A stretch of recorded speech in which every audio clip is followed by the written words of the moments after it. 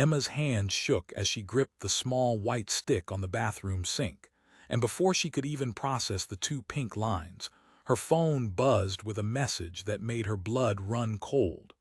Ryan was back in the city.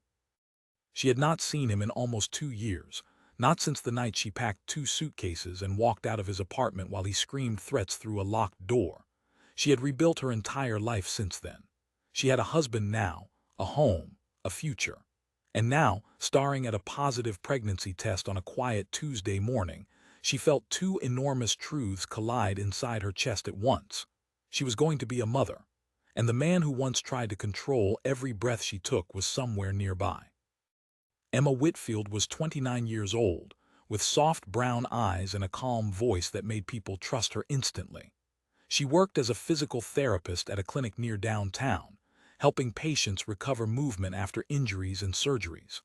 Her husband, Daniel Hartley, was 32, an architect with a quiet, steady presence, the kind of man who remembered small details, who left notes on the coffee maker, who made her laugh even on her worst days. They had been married for a year and a half, and life had felt, for the first time in a long while, safe.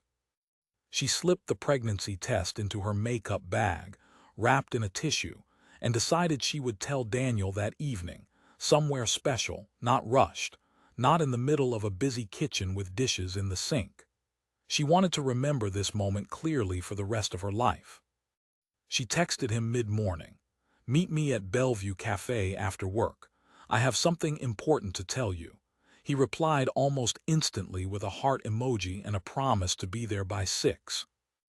The day dragged in the way that important days always do. Every patient session felt longer, every clock check slower. By 5:30, Emma left the clinic and walked the 6 blocks to Bellevue Café, a small corner shop with warm lighting, wooden tables, and the smell of roasted coffee beans drifting out onto the sidewalk. She had chosen it because it was the same cafe where Daniel had proposed to her, sliding a small velvet box across the table between 2 lattes. She arrived first and took a seat near the window, ordering a decaf tea instead of her usual coffee, smiling to herself at the small secret she was already keeping for her baby. She checked her phone. Daniel was running 10 minutes behind, stuck finishing a call with a client. She told him to take his time. The cafe was busy with the after-work crowd, laptops open, quiet conversations, the low hum of an espresso machine. Emma watched the door every few minutes, her heart light, her mind already rehearsing the words she would say.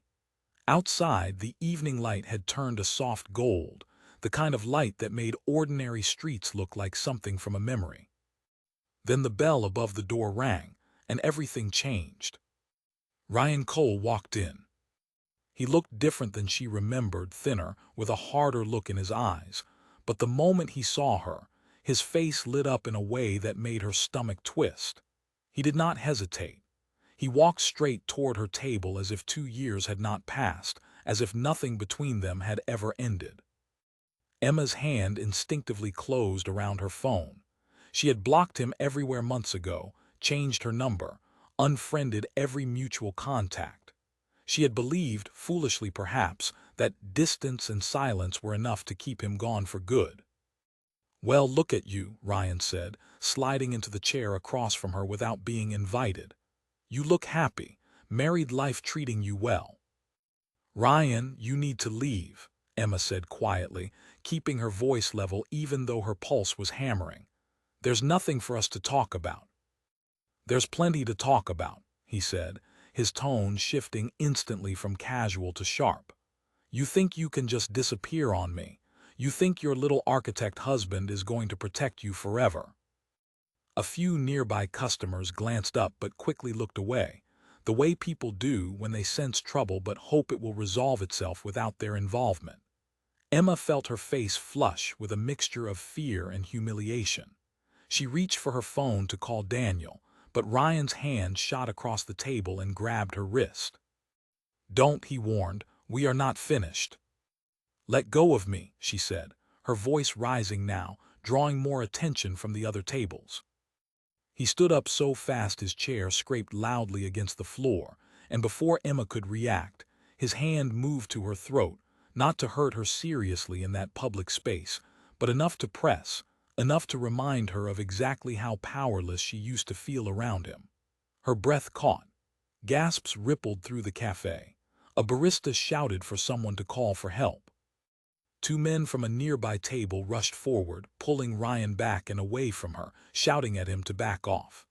Emma stumbled back against her chair, one hand at her throat, tears springing to her eyes, more from shock than pain. The manager rushed over, phone already pressed to his ear, dialing for police. Ryan struggled against the two men holding him, still shouting toward Emma, "This isn't over.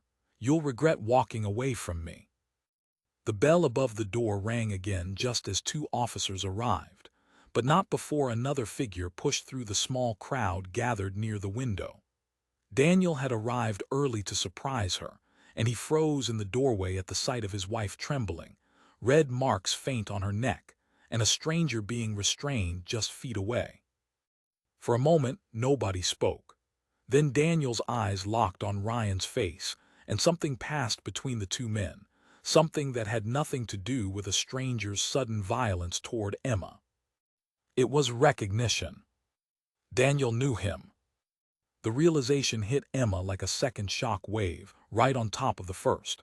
She saw it clearly, the way Daniel's jaw tightened, the way his hands curled into fists at his sides, the way his eyes did not carry the confusion of a husband meeting his wife's ex-boyfriend for the first time.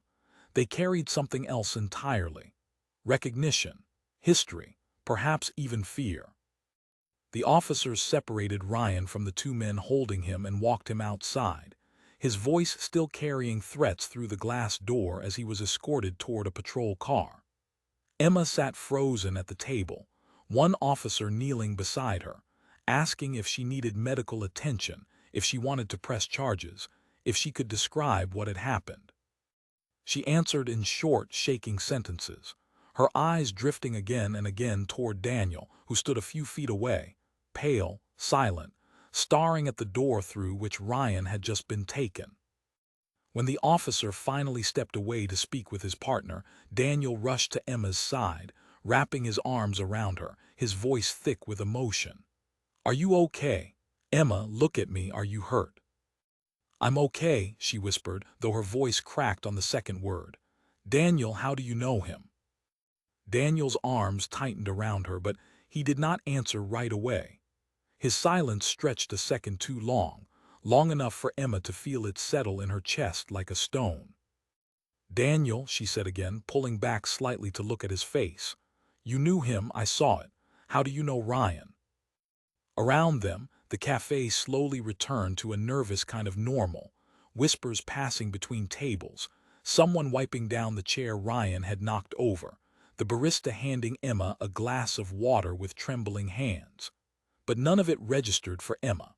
Her entire focus had narrowed to her husband's face, to the flicker of something he was clearly trying to hide. "Not here," Daniel finally said, his voice low. "Let's get you home. I'll explain everything, I promise, just not here." Emma nodded slowly, though a small, cold seed of doubt had already planted itself in her heart. She had come to this cafe carrying the happiest secret of her life, ready to change everything between them with two pink lines on a plastic stick. Instead, she was leaving with new fear stitched into the moment, fear of a man she thought she had escaped, and fear of a truth about her husband that she was only beginning to sense the shape of. As Daniel helped her to her feet, gently guiding her toward the door, Emma glanced one last time at the chair where Ryan had been sitting only minutes earlier. She thought of the two lines waiting inside her purse, still wrapped in tissue, still unspoken. She had planned to tell Daniel about the baby tonight, in this exact cafe, at this exact table. Instead, she was walking out with more questions than answers, questions that would soon unravel a truth neither of them had expected to face so soon, a truth buried deep in Daniel's past, one that Ryan Cole had just dragged violently back into the present. Outside, the evening air felt colder than it had an hour before. Daniel opened the car door for her, his hand trembling slightly as he helped her inside. Emma sat in the passenger seat, staring straight ahead, her fingers instinctively resting against her stomach. Whatever Daniel was about to tell her, she knew, with a certainty that frightened her, that their quiet, safe life together was about to change forever. The drive home was silent except for the low hum of the engine and the occasional siren fatting somewhere behind them. Emma kept her eyes on the passing streetlights, replaying the moment over and over, Ryan's hand on her throat, the crowd gasping, and then Daniel's face, pale and frozen, recognizing a man he had never once mentioned in a year and a half of marriage. When they reached their apartment, Daniel locked the door behind them and turned on every light in the living room, as if brightness alone could hold back whatever conversation was about to happen. Emma sat on the edge of the couch, her arms wrapped around herself, waiting. "Talk to me," she said quietly. "Please, Daniel, no more silence." He sat across from her, his elbows on his knees, his hands clasped so tightly his knuckles turned pale. "His name is Ryan Cole," he began. "I did not know he was your ex until tonight, I swear that to you, but I know him from before we met, from a different part of my life." "What part?" Emma asked, her voice steady despite the storm building inside her. Daniel took a long breath. "5 years ago, before I met you, I worked for a small investment firm downtown. Ryan worked there too. We were not close friends, but we worked closely on a few projects. There was a client account, a large one, and money went missing from it. Almost $400,000. Emma's breath caught. "And you think Ryan took it?" "I do not think," Daniel said. "I know he did. I found the discrepancy in the records myself. But when I reported it, the firm's owner did not want a scandal. Instead of exposing Ryan publicly, they quietly let him go, and they made sure the whole matter stayed buried. I was told to stay silent, to sign papers agreeing never to discuss it, in exchange for keeping my job and my reputation clean." "So he blames you," Emma said slowly, pieces beginning to align in her mind. "He believes I orchestrated the whole thing to make him look guilty and save myself," Daniel said. "He always suspected I was the one who reported him, even though the firm never officially confirmed it. He has hated me since that day, Emma. And now, somehow, fate has tangled the two people he hates most into the same life. You and me." Emma sat back, her hand pressing against her mouth as the full weight of the revelation settled over her. It was not simply a coincidence that Ryan had appeared today. It felt, suddenly, like something far more deliberate. "Daniel," she whispered, "do you think he knew that I was your wife?" Daniel's silence answered before his words did. "I don't know for certain, but knowing Ryan, knowing how obsessive he can be about people who cross him, I would not be surprised if he had been watching us for a while." A cold wave passed through Emma's body. She thought of the past 2 years, moments she had brushed off as harmless, a car that seemed to linger too long outside her clinic, a stranger who seemed familiar at the grocery store, messages from unknown numbers that she had blocked without much thought. Had he been there all along, quietly circling closer, waiting for the right moment to reappear? "We need to tell the police everything," Emma said firmly. "About the missing money, about his history, about why he might be targeting us specifically." Daniel nodded, though his expression carried a heaviness that told Emma there was more weighing on him than he had yet said aloud. "There's something else," he admitted. "When I refused to stay quiet at first, before the firm pressured me into it, Ryan came to my apartment one night. He told me if I ever spoke publicly about what he did, he would make sure I paid for it, one way or another. I did not take it seriously back then. I thought it was empty anger. But after tonight, after what he did to you, I am starting to think he never forgot that promise." Emma pressed her palm against her stomach without realizing it, an instinctive gesture of protection. She had not yet told Daniel about the pregnancy, and now, with everything spiraling around them, she felt a fresh wave of fear at the thought of bringing a baby into a situation this uncertain. "There's something I need to tell you too," she said softly. Daniel looked up, searching her face. "What is it?" Emma reached into her purse with trembling fingers and pulled out the tissue-wrapped pregnancy test, setting it gently on the coffee table between them. "I'm pregnant, Daniel." For a long moment, he simply stared at the small object on the table, his expression shifting through shock, disbelief, and finally, an overwhelming softness that broke through even the fear in the room. "You're pregnant," he repeated, as though testing the words for truth. "I found out this morning," Emma said, her voice cracking slightly. "I wanted to tell you tonight at the cafe, somewhere special. I never imagined it would happen like this." Daniel moved from his chair to kneel in front of her, taking both her hands in his. "We are going to protect this baby," he said, his voice firm despite the tremor beneath it.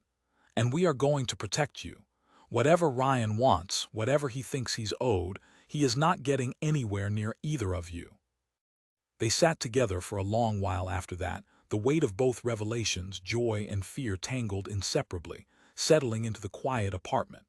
Later that night, an officer called to inform them that Ryan had been released on minor charges, since Emma had not sustained visible injury requiring hospitalization, and since he had no prior record in their system under his current identity. Emma felt a fresh chill at those words. Current identity. As if there were others. The following morning, Emma woke to sunlight filtering through the curtains and, for a brief, peaceful moment, forgot everything that had happened the night before. Then memory rushed back and she reached instinctively for her phone. 3 missed calls from an unknown number. No voicemail. No message. Just silence, the kind that felt more threatening than any words could have been. She showed Daniel the missed calls before he left for work, and his jaw tightened in a way she was quickly learning to recognize as barely controlled anger. "I'm calling a lawyer today," he said, "and I think we should also talk to a private investigator. If Ryan has been watching us, I want proof. I want to know exactly how long and exactly why." Emma agreed, though a part of her wished she could simply erase Ryan from existence, wished she had never walked into Bellevue Café the previous evening, wished the 2 lines on her pregnancy test could have arrived into a life untouched by old wounds resurfacing. But wishing had never solved anything in her life before, and she doubted it would start now. At work that day, Emma found it difficult to concentrate. Her patient spoke, and she nodded along, guiding stretches and exercises with practiced hands, but her mind wandered constantly back to the cafe, to Ryan's hand at her throat, to Daniel's frozen expression of recognition.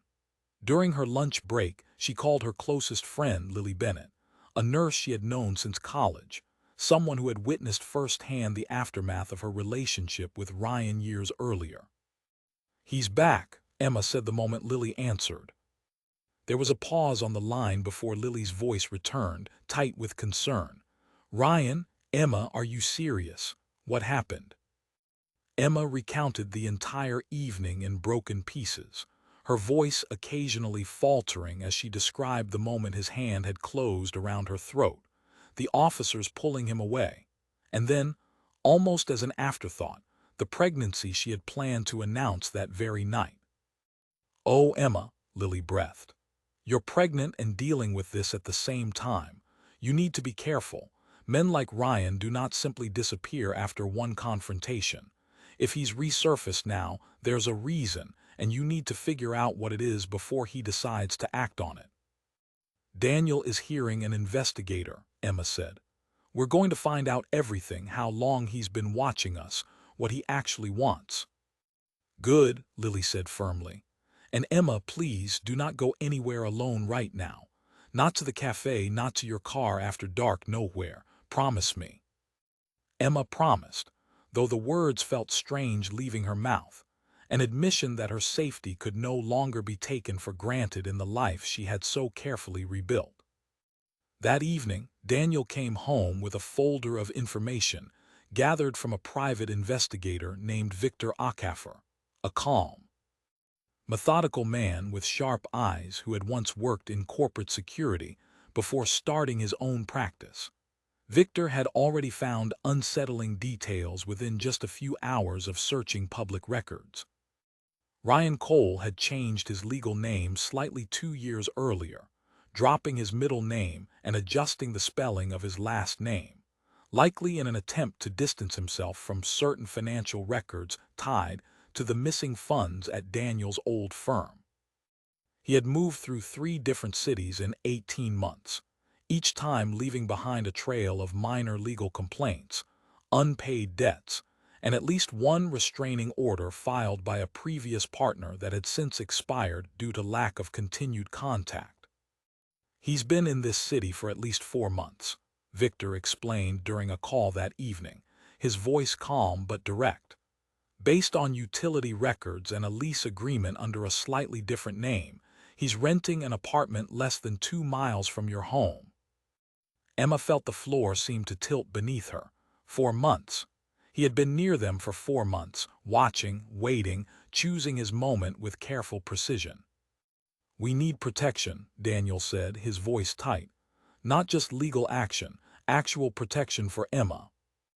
Victor recommended increased security measures, cameras at their apartment entrance, a personal alarm device for Emma to carry, and continued surveillance to gather enough evidence to secure a proper restraining order that would hold up even if Ryan attempted to change his identity again.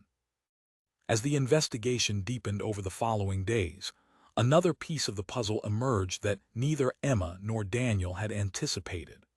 Victor discovered that Ryan had recently opened a small consulting business, one that, according to public filings, had entered into early conversations with a construction firm bidding on a major project, the very same project that Daniel's architecture firm was also competing for. "He's not just here for revenge," Daniel said quietly, staring at the documents spread across their kitchen table. "He's trying to get close to my professional world too. This is not random. This is calculated."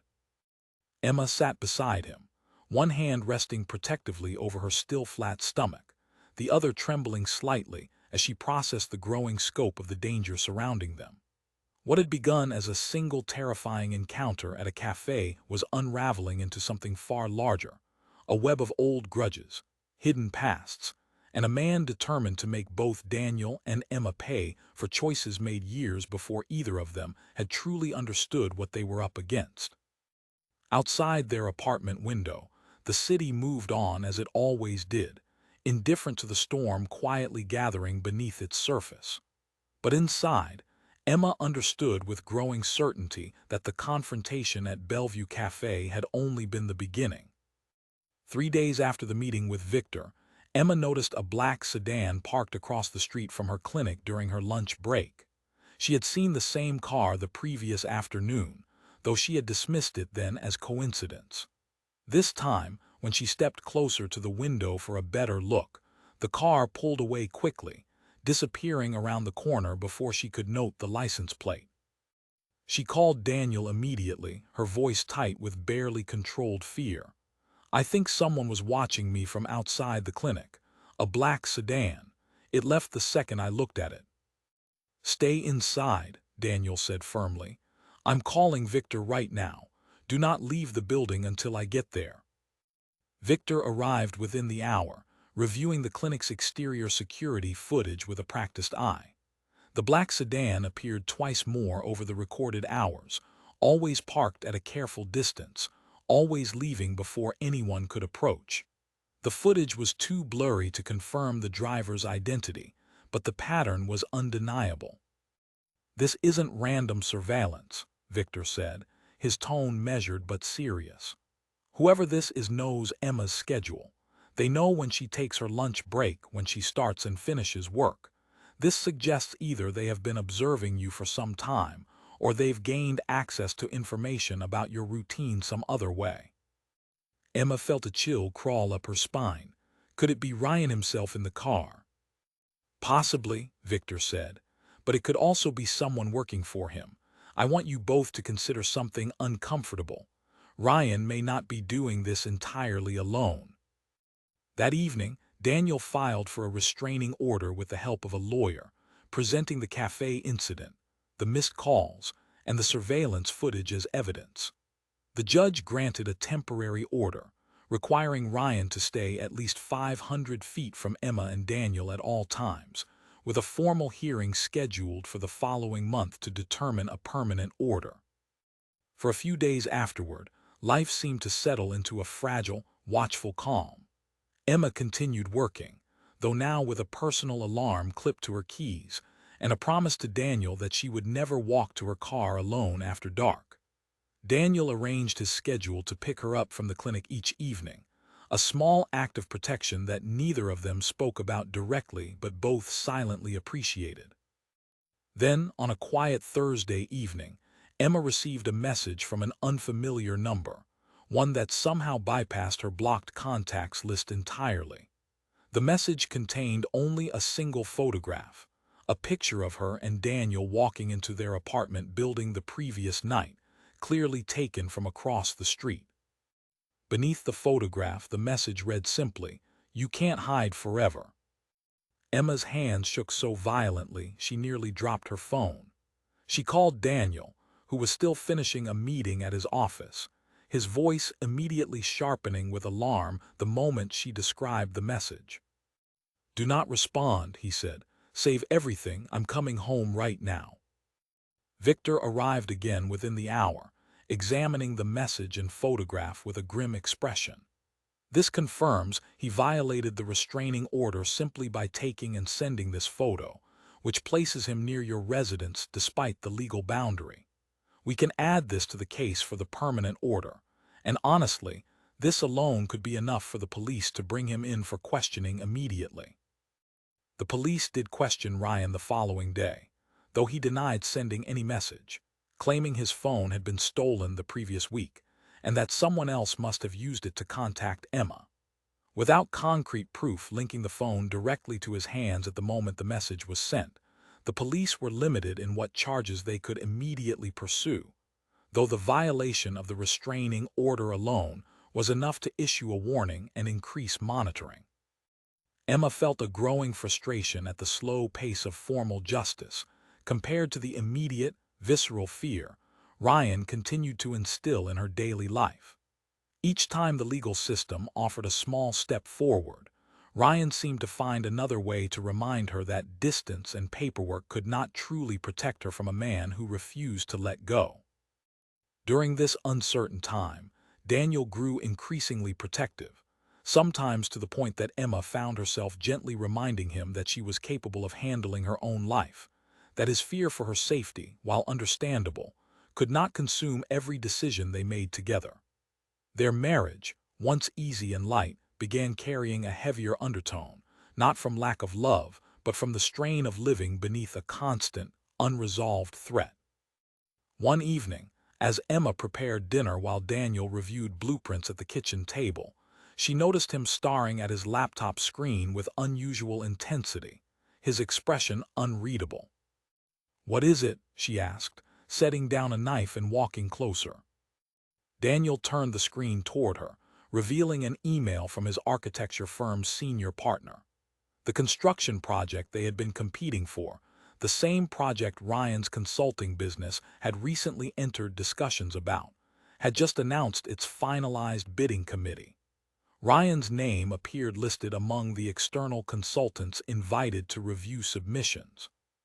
"He's going to have direct influence over whether my firm wins this project," Daniel said, his voice tight with disbelief.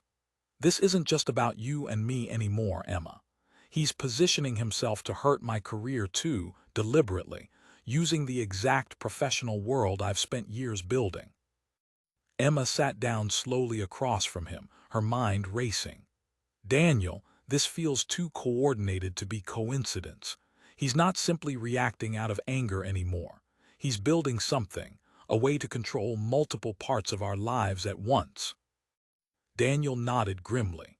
"I think we need to consider that Ryan may have been planning some version of this for a long time. Long before that day at the cafe. Maybe running into you there wasn't even random. Maybe he already knew where you would be." The thought sent a fresh wave of unease through Emma's chest. She thought back to the message she had received earlier that week, sent from a stolen phone Ryan claimed he no longer possessed, and wondered how much of what he presented to the world, his innocence, his surprise, his denials, was simply another layer of careful manipulation. Victor continued his investigation over the following 2 weeks, uncovering further troubling details about Ryan's recent activities.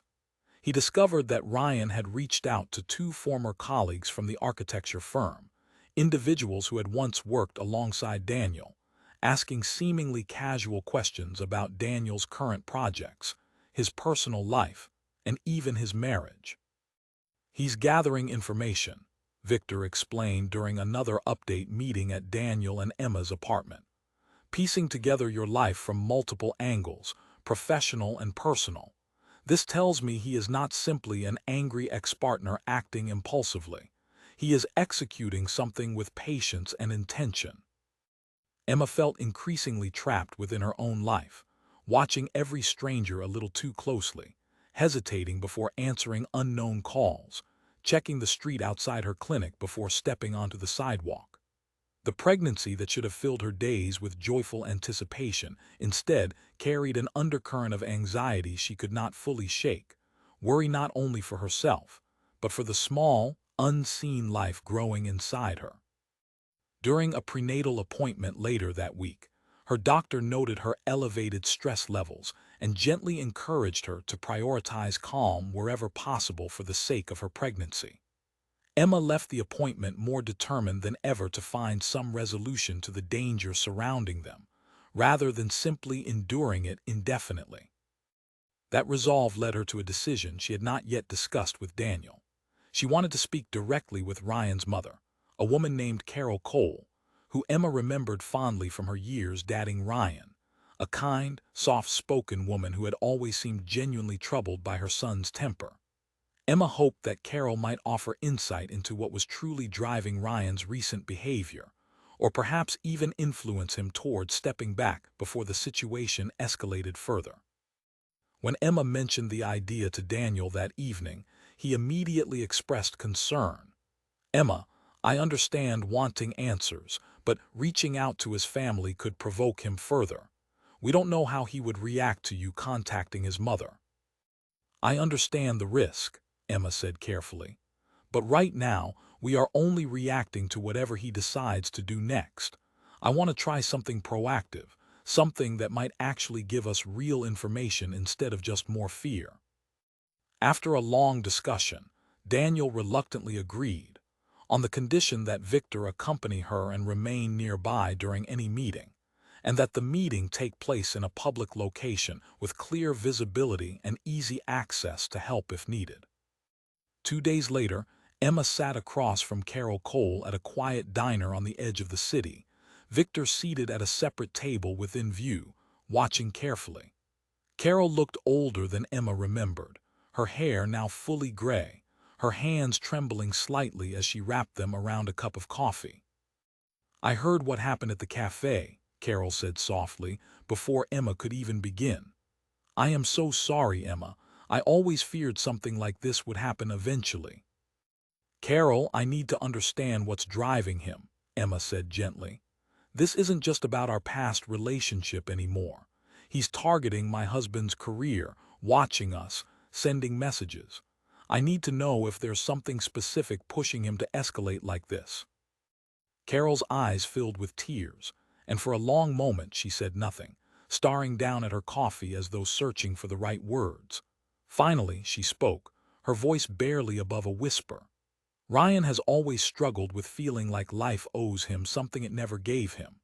After what happened at that investment firm years ago, after he lost everything, his reputation, his savings, his sense of who he was, he became someone I barely recognized. He believes Daniel destroyed his life deliberately, and he has spent years convincing himself that taking something meaningful from Daniel would somehow restore balance." "Does he know I'm pregnant?" Emma asked quietly, though she already feared the answer.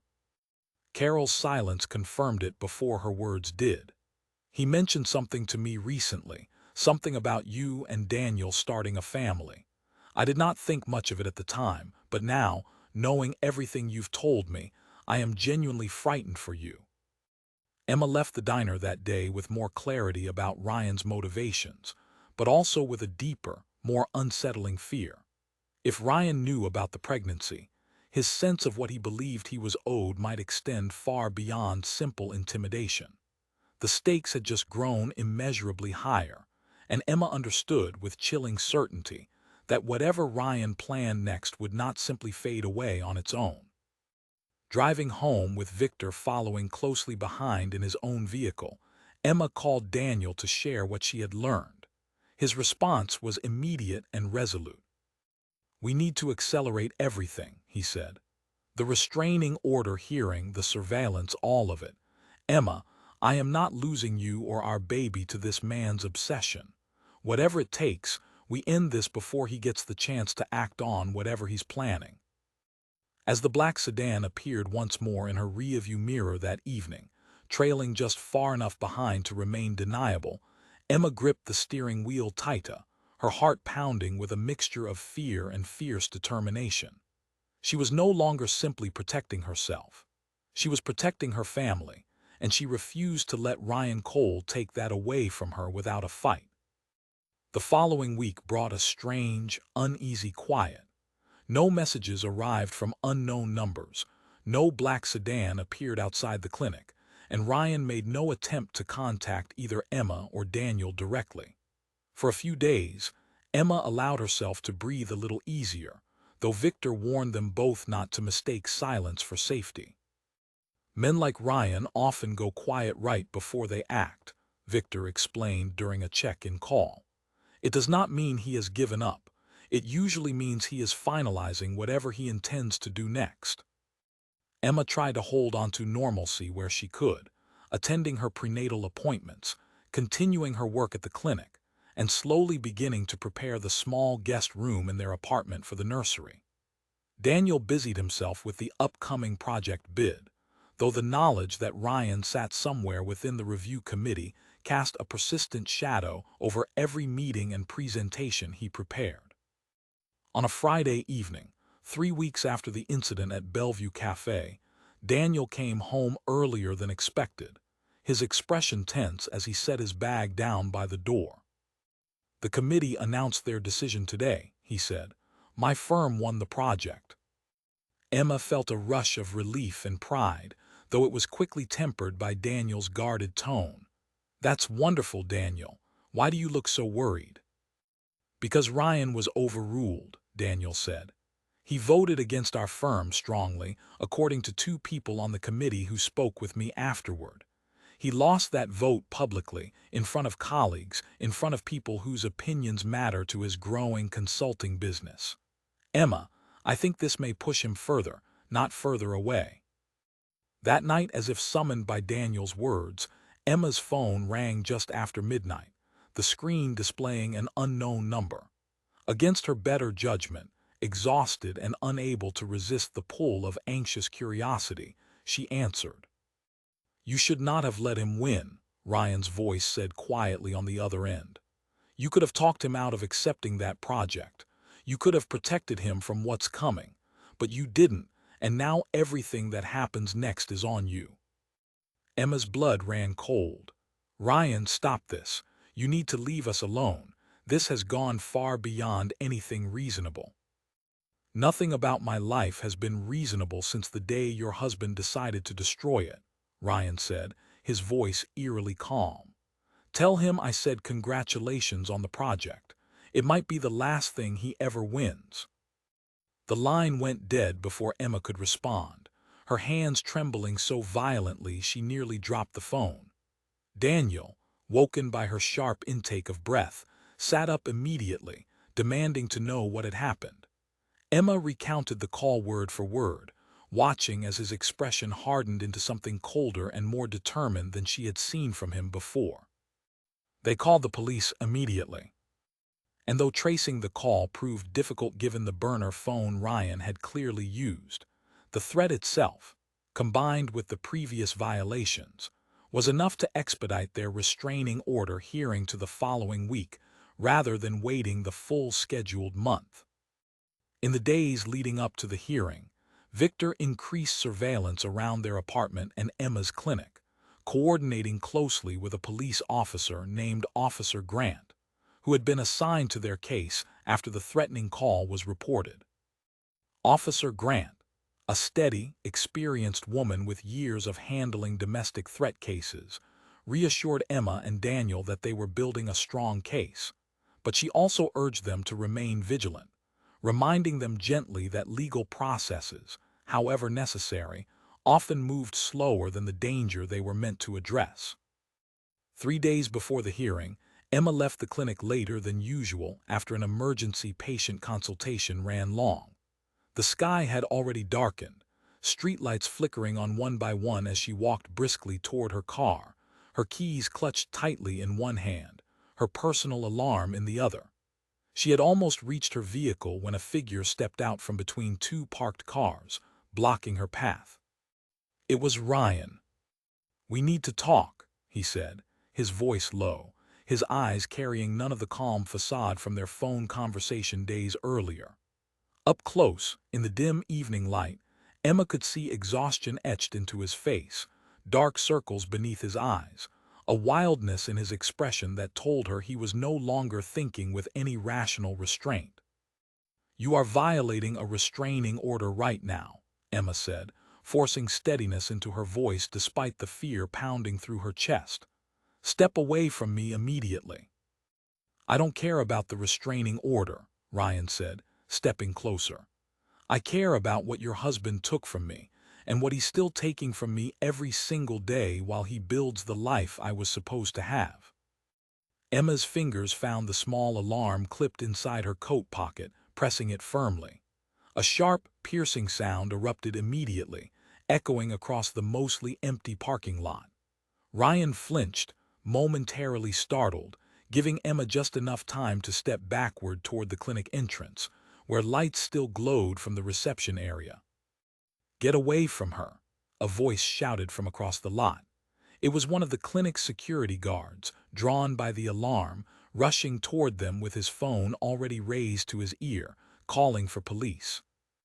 Ryan hesitated for only a moment, his eyes locked on Emma with an intensity that made her stomach twist, before he turned and disappeared quickly into the darkness between the buildings, moving with the practiced speed of someone who had planned an escape route in advance. Police arrived within minutes, though by then Ryan was long gone. Emma gave her statement, hands still shaking, while the security guard confirmed what he had witnessed.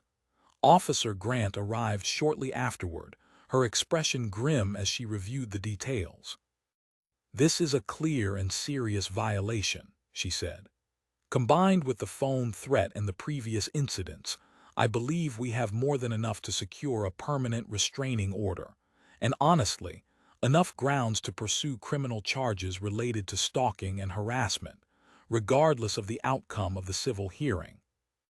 Daniel arrived at the clinic within minutes of receiving Emma's call, his face a mixture of relief at finding her safe and barely restrained fury at how close the encounter had come to something far worse. He held her tightly outside the clinic entrance, his voice trembling as he whispered apologies for not being there sooner, though Emma reminded him gently that none of this was his fault, that the blame rested entirely with a man who refused to accept the consequences of his own choices. That night, unable to sleep, Emma sat curled on the couch while Daniel paced the length of their living room, his mind clearly working through possibilities and contingencies. Finally, he stopped and turned to face her. "I think we need to consider moving," he said quietly. "Not permanently, necessarily, but temporarily, somewhere Ryan cannot easily find, at least until the legal situation resolves and he faces real consequences." Emma considered the suggestion carefully. The idea of uprooting their lives felt like surrendering ground to Ryan, granting him power over their choices even from a distance. But she also thought of the baby growing inside her, of the parking lot confrontation just hours earlier, and of Carol Cole's frightened warning about her son's growing desperation. "Where would we even go?" Emma asked. "My sister has a guest house on her property, about 2 hours outside the city," Daniel said. "It's quiet, secure, and far enough that Ryan would have no easy way to track us there. We could stay through the hearing and reassess after." Emma agreed, and within 2 days they had relocated temporarily to the guest house belonging to Daniel's sister, Claire Hartley, a warm, welcoming woman who immediately folded Emma into gentle care the moment they arrived, insisting she rest, offering homemade meals, and filling the small space with a sense of safety that Emma had almost forgotten was possible. The permanent restraining order hearing took place the following week, with Emma, Daniel, Victor, and Officer Grant all present to testify to the pattern of escalating behavior. Ryan appeared in court with a lawyer, his expression carefully composed into calm innocence, denying any intention of harm, claiming Emma and Daniel were exaggerating a series of unfortunate misunderstandings. The judge, however, reviewing the substantial evidence, the cafe incident, the surveillance footage, the threatening phone call, and the parking lot confrontation confirmed by an independent witness, granted a permanent restraining order requiring Ryan to remain at least 1,000 feet from Emma, Daniel, and their future child at all times, with clear legal consequences outlined for any further violation.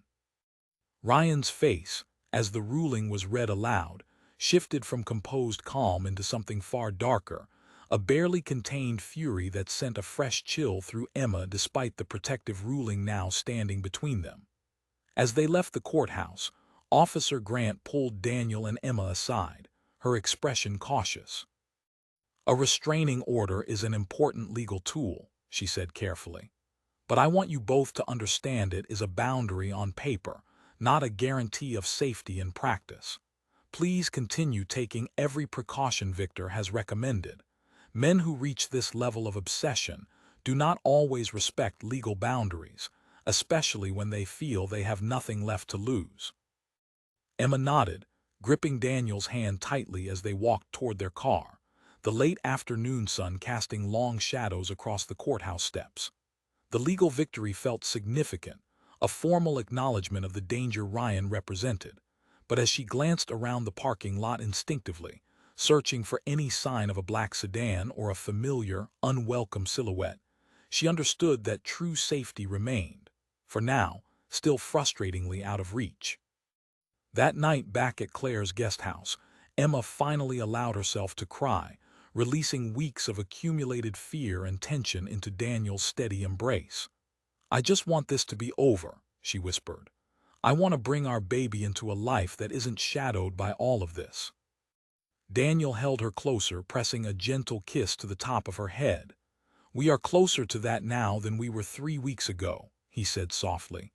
"One step at a time, Emma. We will get there." Outside, the countryside stretched quiet and dark beyond the guest house windows, offering a temporary illusion of peace. But somewhere back in the city, Ryan Cole sat alone in his apartment, staring at the restraining order documents spread across his table, his mind already turning toward a final, desperate plan that neither Emma nor Daniel could yet see coming. 2 weeks passed peacefully at Claire's guest house, long enough for Emma to begin believing, cautiously, that the worst had truly ended. The permanent restraining order stood firmly in place. Ryan had made no further contact, and Victor's continued monitoring showed no sign of him anywhere near the property or the city apartment they had temporarily left behind.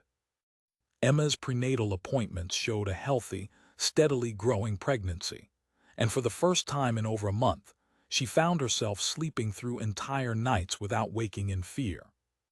Daniel's architecture firm moved forward confidently with the newly won project, and though Ryan technically remained listed among the external consultants for the broader bidding process, his official involvement had quietly diminished following his public loss on the committee vote. Daniel mentioned, almost hopefully, that perhaps Ryan had finally begun to accept defeat and redirect his energy elsewhere.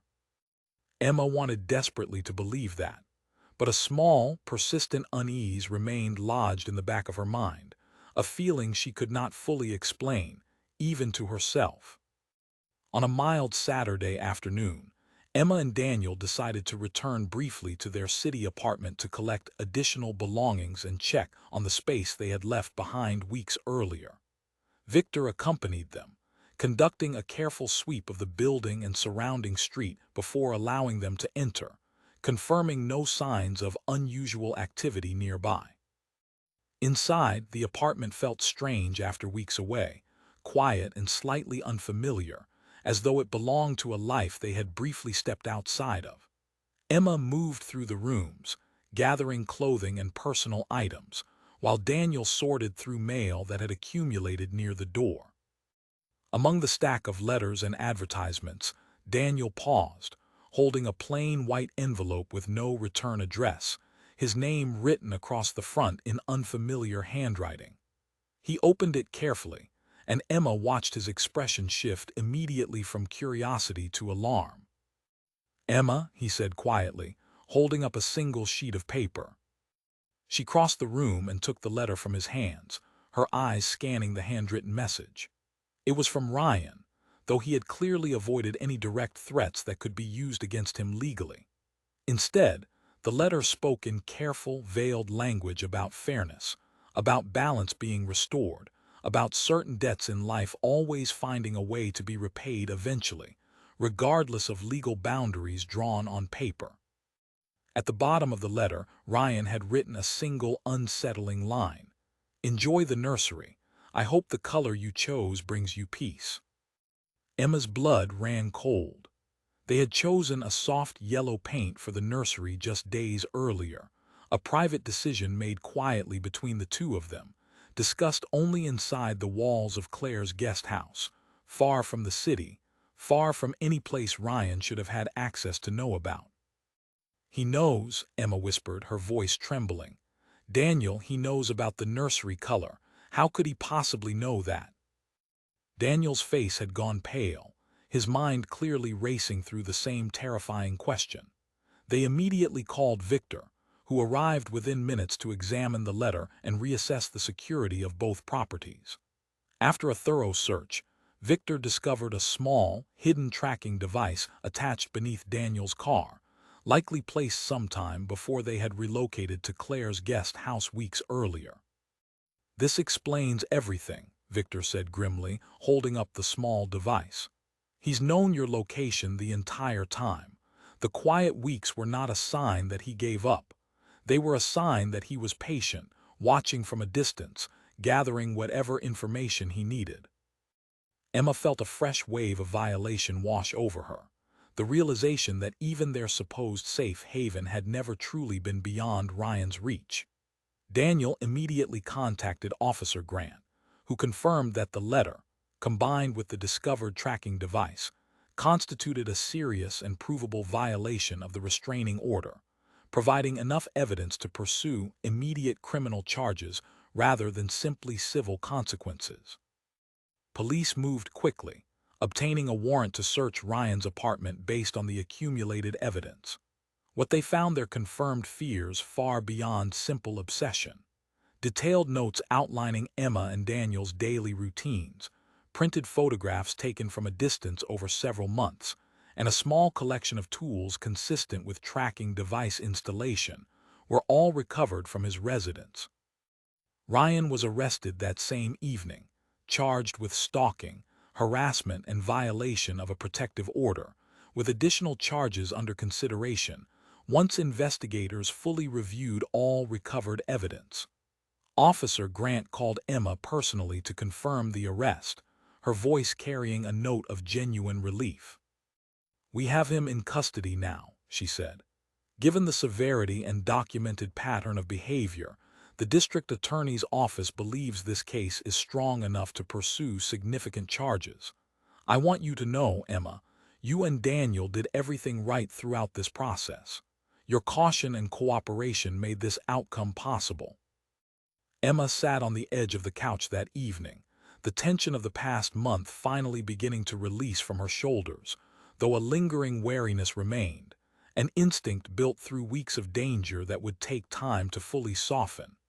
Daniel sat beside her, holding her hand, his thumb gently tracing circles across her palm. "It's really over," he said softly, though his voice carried more hope than certainty. "I want to believe that," Emma said. "But Daniel, I think I need time before I feel safe again," Real safe, not just legally protected safe. Daniel nodded, understanding completely. Take all the time you need. We'll rebuild slowly together. In the weeks that followed, Ryan remained in custody, denied bail given the demonstrated pattern of escalating behavior and clear risk to Emma's safety. The criminal case moved steadily forward, with prosecutors building a strong argument supported by the extensive evidence Victor and the police had gathered throughout the ordeal. Emma and Daniel returned to their city apartment gradually, first for short visits, then eventually moving back in fully once security upgrades, including new locks, exterior cameras, and a monitored alarm system, had been installed throughout the building. Slowly, carefully, life began settling into something resembling normal again. As Emma's pregnancy progressed into its second trimester, she found herself finally able to enjoy small, previously overshadowed moments, feeling the first flutters of movement, choosing tiny clothing items during quiet weekend outings, sitting with Daniel in the nursery, now painted the same soft yellow that Ryan had once used to frighten her, reclaiming that color and that space as something entirely their own once more. 6 months after the initial confrontation at Bellevue Café, Ryan accepted a plea agreement rather than face trial, resulting in a lengthy prison sentence combined with an extended protective order that would remain active well beyond his eventual release. Emma attended the sentencing hearing alongside Daniel, standing quietly as the judge read the final terms aloud, watching Ryan's expression shift one last time, from defiance into something closer to hollow resignation. Outside the courthouse afterward, Emma felt something shift within her, a heavy weight finally lifting from her chest after months of carrying it. She turned to Daniel, resting one hand over her now visibly rounded stomach. "I think I'm ready to let this go," she said quietly. "Not forget it, but let it stop controlling how I feel every single day." Daniel wrapped his arms around her gently, careful of the space between them where their child continued growing steadily. "We built something strong through all of this," he said. "Even when everything felt uncertain, we chose each other, every single time. That's not something Ryan could ever take from us." 3 months later, Emma gave birth to a healthy baby girl, whom they named after Daniel's late grandmother, a name that carried warmth and continuity rather than any shadow of the fear that had once threatened to overshadow her arrival into the world. Lily Bennett visited often during those early weeks, marveling over how far Emma had come since that frightened phone call months earlier, and Carol Cole, though distant from her son's ongoing legal consequences, sent a quiet, heartfelt card wishing the new family peace and safety moving forward.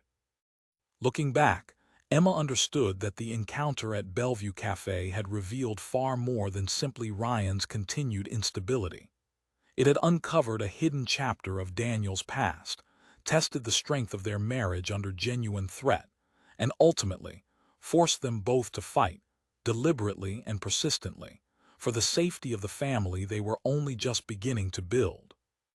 Sitting in the nursery late one evening, her daughter finally settled peacefully to sleep.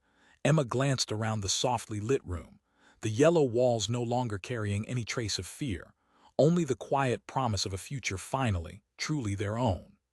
Daniel appeared in the doorway, watching them both with an expression of complete, unguarded love, and Emma smiled, feeling, for the first time in longer than she could remember, entirely and thoroughly safe.